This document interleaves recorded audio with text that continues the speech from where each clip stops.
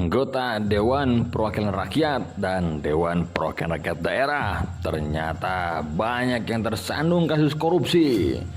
Menurut data Komisi Pemberantasan Korupsi sejak 2004 hingga Juli 2023 menyebutkan sebanyak 344 kasus korupsi melibatkan anggota DPR dan DPRD. Wow, gila banget. Fakta, mereka yang terlibat korupsi yaitu mulai anggota hingga pimpinan DPR atau DPRD. Miris, bukan? Padahal sebagai wakil rakyat seharusnya mereka fokus pada fungsinya untuk mensejahterakan seluruh rakyat Indonesia. Sebagai contoh, ada kasus Setia Novanto terjerat kasus korupsi pengadaan KTP elektronik tahun anggaran 2011-2013. Hakim memvonis dia 15 tahun penjara, denda 500 juta, subsidiar 3 bulan kurungan. Tingginya korupsi di kalangan anggota DPR RI akan mempengaruhi penilaian masyarakat terhadap lembaga yang seharusnya memperhatikan hak-hak rakyat ini. Praktek korupsi di lembaga legislatif bisa memberikan dampak seperti menurunnya kepercayaan publik.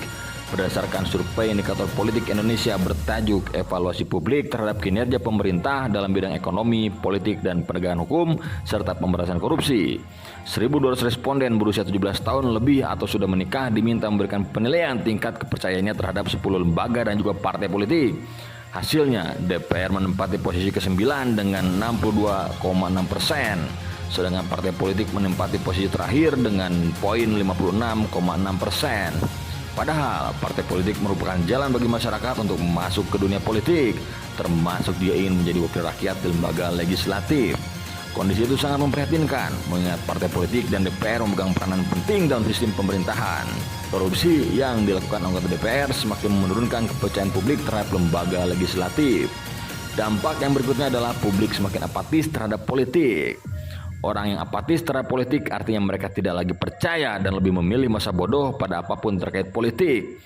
Berdasarkan survei UMN Consulting pada pemilu 2019 ada beberapa alasan pemilih, khususnya Gen Z yang memiliki golput.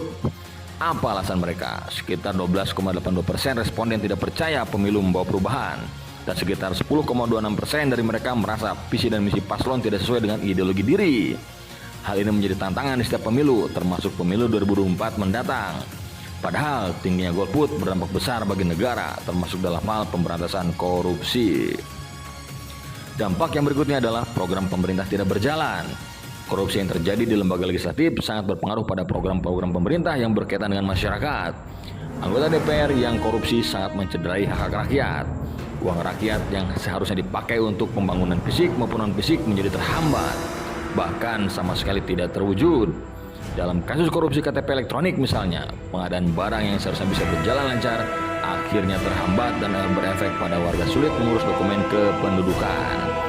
Yang berikutnya adalah dampak dari koruptor. Strategi pemberantasan korupsi. Ciptakan sistem pemerintahan yang anti korupsi memang tidak mudah karena melibatkan banyak pihak. Namun kita bisa memulainya dengan hajar serangan fajar menjelang pemilu. Alasannya, karena jika ada calon legislatif yang memberikan serangan fajar, maka sudah pasti orang itu tidak berintegritas, sehingga mungkin saja akan korupsi setelah menjabat. Wahai para calon legislatif dan pemimpin, jadilah pribadi yang berintegritas dan anti korupsi, serta stop serangan fajar.